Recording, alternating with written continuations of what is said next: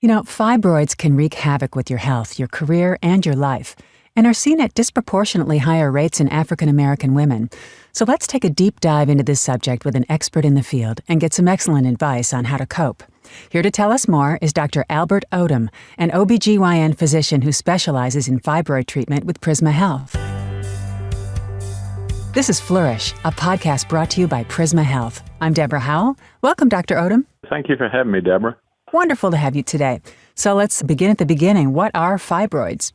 Well, fibroids are benign tumors that occur in the uterus. Rarely do they become malignant. Very rarely do they become malignant. But they're the most common tumor or mass that occurs in the female pelvis. Do we know what causes fibroids, and can you prevent them? Well, not really. We think that the fibroids develop from sort of a mutation in the individual muscle cells of the uterus. And sort of like the switch gets turned on for growth and just doesn't get turned off. And so you start with a tiny little nodule in the uterus that just keeps growing to a large mass. One of the things that's lacking in research in fibroids is how to prevent them. And that's the focus right now on research in fibroids. So how do you know if you have fibroids? I mean, what are the symptoms? Well, they can kind of be divided into two broad categories. One would be related to how it affects the menstrual cycle, and the other one is a sort of a space issue, meaning space in the pelvis. Fibroids are known to cause heavier, frequent periods or menses, and painful menses as well. So usually that's the first tip-off that you might have fibroids. The other issue would be a space issue. It just fills up the pelvis and can be associated with things like constipation, frequent urination, pelvic pain, increased girth of the abdomen, and painful intercourse. Yeah, not pleasant. Are there any groups more likely to get fibroids, and do we know why? Well, over the lifetime risk of having uterine fibroids, about 70% of white females will get them, and about 80% of African American females will get fibroids. It is definitely more prevalent in the black population, no doubt about that. So if African American women have such a high incidence of fibroids, what specific advice do you have for this community? Well, probably the biggest thing is that there's multiple options for treatment. Very often I'll see a black female that comes into the office with fibroids, and the only option she's been given is hysterectomy, and there are multiple options for treating fibroids, and it really depends on what they want to a large degree. Obviously, a hysterectomy will fix the problem, but there may be other options to fixing the problem. And things like just removing the fibroids themselves, uterine artery embolization to shrink the fibroids, a newer procedure called laparoscopic radiofrequency ablation of the fibroids themselves as well. So I would say make sure you get regular visits to your gynecologist, but also know that there are options. Great. And we'll get into these options a little bit more in just a couple of minutes. But right now I want to ask if there are other risk factors.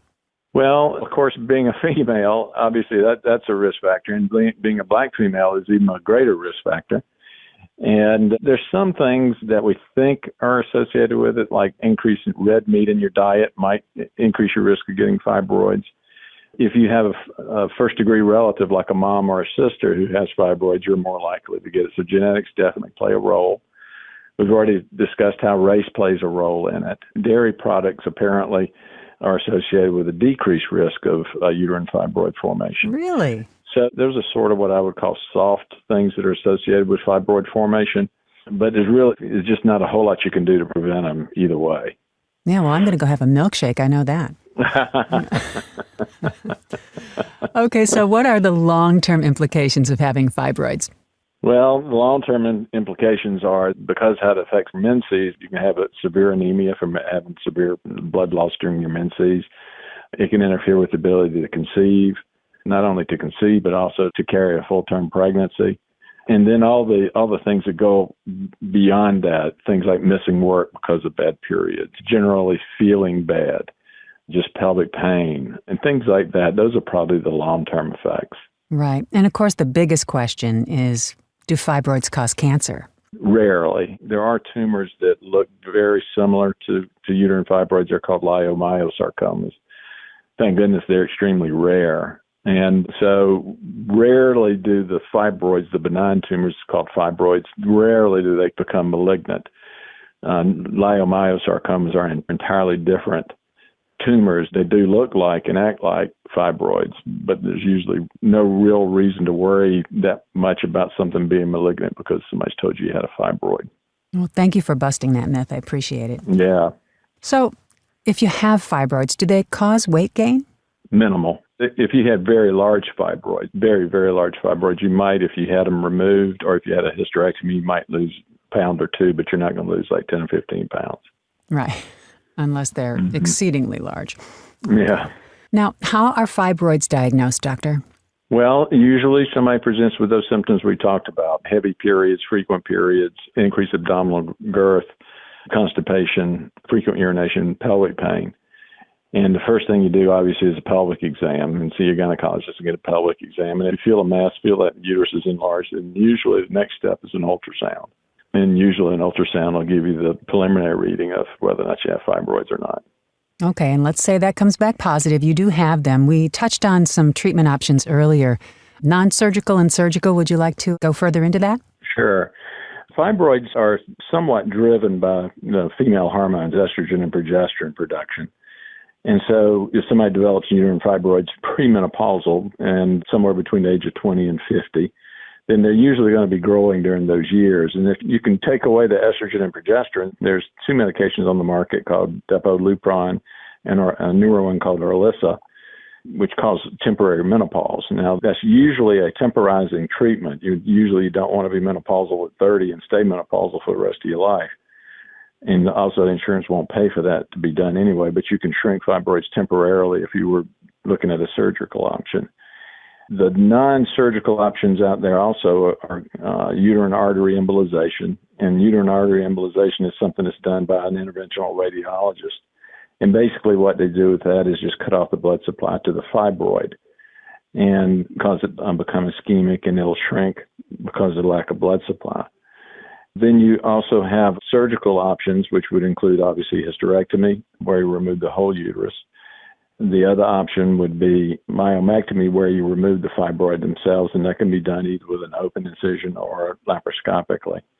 And then a newer procedure, which has been in place for about 3 years now, is called laparoscopic radiofrequency ablation of fibroids, in which case it's minimally invasive surgery, outpatient, and basically what you do there is insert a probe into the fibroid and heat the fibroid up. And it alters the protein matrix of the fibroid, softens the fibroid, and they're basically absorbed by the patient. That is a great advance, let me tell you, as a Lupron graduate.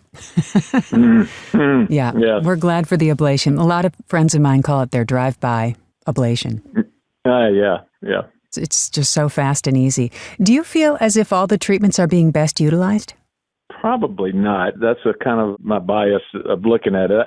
If you're somebody that's suffering from chronically heavy menses, chronic anemia, pain with the menses, hysterectomy is a very good option because all that's going to end. But some people are just not told that there are other options. And really deciding on the treatment that a patient's going to have should have a lot to do with what they want out of life and what their preferences are, and whether or not they want to maintain fertility, whether or not they want to keep their uterus. I have a lot of patients that say, I came into this world with a uterus and I want to go out of this world with a uterus. And that's certainly not anybody else's place to tell them they can't do that. So maybe myomectomy is underutilized, particularly laparoscopic or robotic-assisted laparoscopic myomectomy. Both of those techniques require a little bit of increased surgical skill compared to hysterectomy. The newer things, the uterine artery embolization and the radiofrequency ablation of the fibroids, those are probably underutilized at this point, and particularly the radiofrequency ablation because it's such a new technique. Right. You know, I can just speak to this as a woman who did have a surgical option after endometriosis, and it was a really tough decision to say, wow, saying goodbye to my uterus is surprisingly painful to think about. But afterwards, without the pain, I was so happy I made that decision. I have a lot of patients that are in their late 40s that aren't interested in hysterectomy. They want to be treated because their fibroids are giving them a fit, but they want to keep the uterus. And it should be a discussion and a decision made with the patient, not for the patient, I feel like. 100% agree. Now, what happens if fibroids are not treated? Can they go away on their own? Occasionally. There are certain circumstances where they will shrink, like after pregnancy.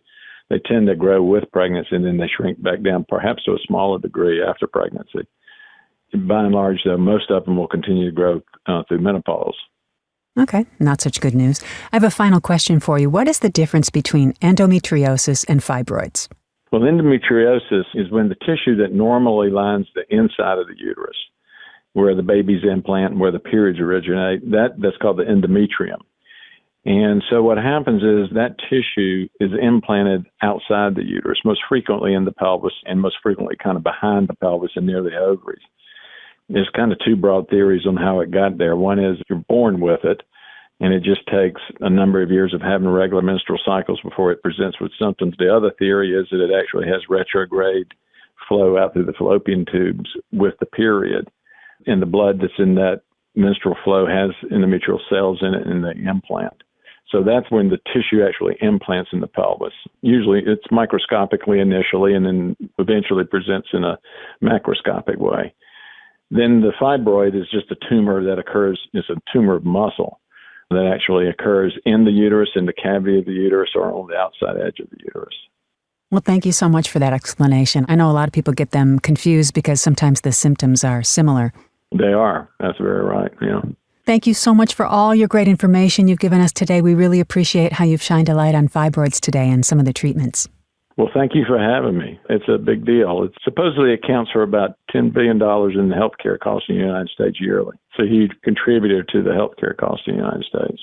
Unreal. Okay, well, now we know more about them, and hopefully, knowledge is power. That's right. Dr. Albert Odom is an OBGYN physician with Prisma Health who specializes in fibroid treatment. For more information and other podcasts like this one, go over to prismahealth.org/flourish. This has been Flourish, a podcast brought to you by Prisma Health. I'm Deborah Howell. Have yourself a great day.